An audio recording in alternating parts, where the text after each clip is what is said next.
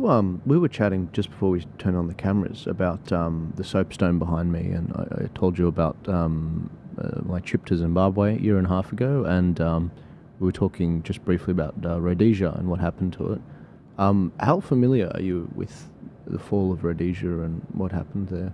Well, I'm quite familiar from a point of view of interest. I've had very little to do with Africa.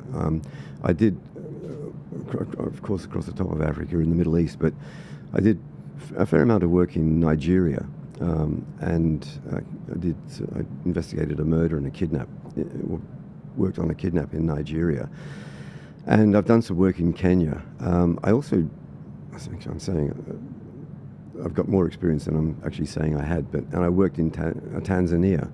I took a client into Tanzania to look after her, and then tripped into South Africa. But really, that's been the extent of my work. But a great deal of interest in what was happening in Rhodesia at the time and in South Africa at the time. So very familiar. C Squadron of the Rhodesian SAS was originally part of 22 SAS, or part of the British SAS family. So there was informal contact between that C Squadron and 22 SAS in Hereford. But again, just out of military interest, the way the Rhodesian Light Infantry fought, they were superb. But again, what they were fighting for, and one can argue that it was white rule as it was, but in fact, Smith tried to, if you remember, it became Zimbabwe Rhodesia or Rhodesia Zimbabwe, and there was a Reverend Nabadingi Sitole, I think, became Prime Minister. So there was a handing over to the blacks in Rhodesia. But in fact, I think by that time the die had been cast, and I mean our own Malcolm Fraser was supporting Mugabe, and of course he and Nkomo, Joshua Nkomo at the time.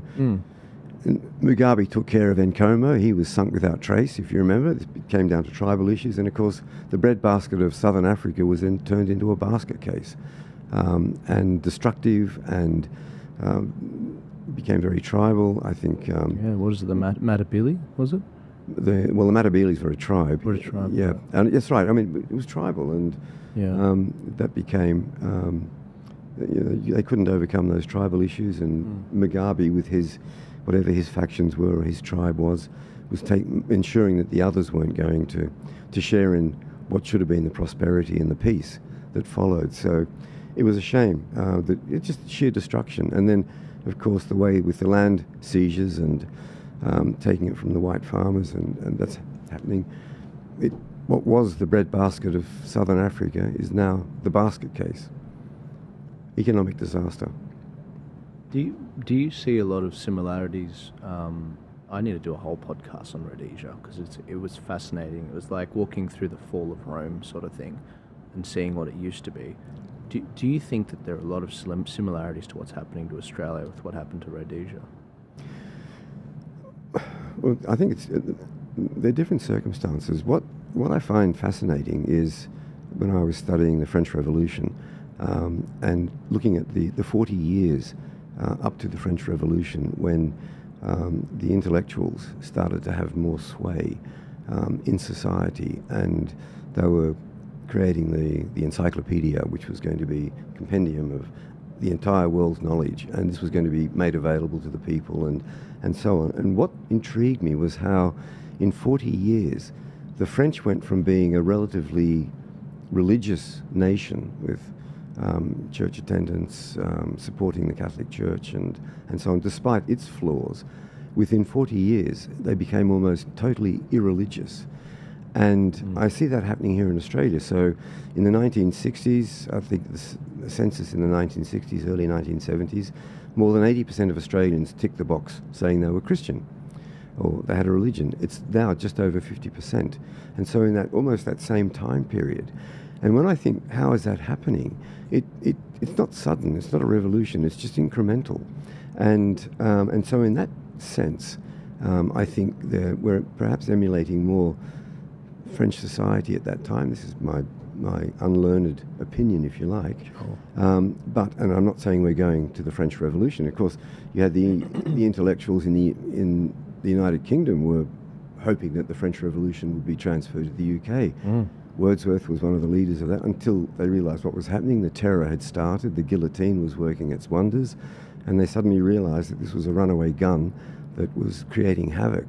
So I'm not saying that we'll go there, but I think we've had a change in society, and with that a change in cultural attitudes and social attitudes and values, and it's not being arrested. I don't think it's going to end well, but I think it's also a reflection, well, our leaders reflect that. And so we have leaders without values. We have leaders who are chancers, who just looking at, who are selfish, self-centered and self-enriching. And they're not looking at what they can do for Australia and Australians. And that's the one thing that Pauline Hanson has hammered into me and every other candidate. We are here to make it better for Australians and Australia. As you said, it's for myself. I don't need a parliamentary career. I don't need a parliamentary pension, and I'm doing this because someone has to clean the place up. Someone has to help Pauline and Malcolm in their two-man struggle. Sorry, Pauline, one woman, one-man struggle. Against the odds, and so they're fighting, and I admire that. The reason